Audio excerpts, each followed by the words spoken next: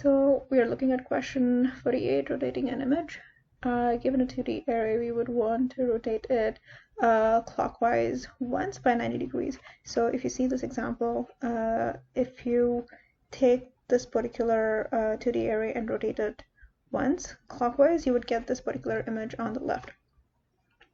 So there are a lot of tricks to solving this problem, but the way I see it, the easiest way that I can visualize it and actually implement it is using this approach that we see right here. So there are two steps involved in this particular solution. The first step would be converting all the rows to the columns and vice versa, and then mirroring the image via the vertical axis. So if we see in step 1, the row is 1, 2, and 3, but it becomes a column, and then 4, 5, 6 is the row in the first image, and then it becomes a column and vice versa. And then you would want to get the mirror image of the solution from the previous step and invert it on the vertical axis, which will give you the resulting solution. So in this for the solution, the space complexity is O of 1 actually, since we are not really using any additional space, and the time complexity would be O of n squared. Yeah, so let's get started. We would start off with two loops, and I is equal to 0, I less than matrix dot length. Yeah, so we would do the same for nj is equal to I is less than matrix dot length.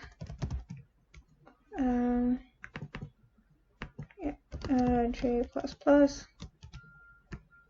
So you would initialize a temp variable. So temp would be matrix at I and j, and then the reason why we initialize j to I instead of 0 is because if we do that over and over, you would just come back to the same image. So since you want to just make sure that it's done diagonally, you initialize j to 1. So this is replaced by this matrix of j I, and then you would use this and just replace it with temp. Okay, cool. Let's just run this to see that our first step is okay. 3 out of bounds. Oh.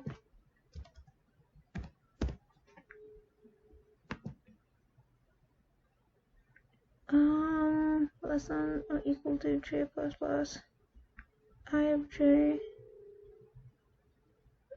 j of 1 is equal to temp.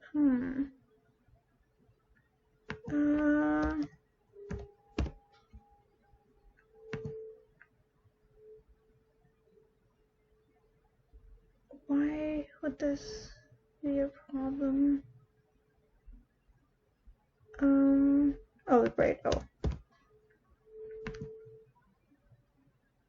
So we should see that the rows, okay, so in that case, since this is n multiplied by n, it should still be okay. So yeah, so the rows become the columns. These are the results that we see here. And then they're replaced 1, 4, 7, 2, 5, 8, and 3, 6, 9. Yes, that's fair. And then you would just repeat something similar to this, and this divided by 2, this would be 0, temp would be I of j is equal to I of matrix dot length minus 1 minus j. This would be replaced here. Alright, cool. So if I run this, this should give us a right result. Yes, okay, so we submit this, and yes, it's fine. So I hope the solution was easy to understand. Yeah, so let me know if you have any questions.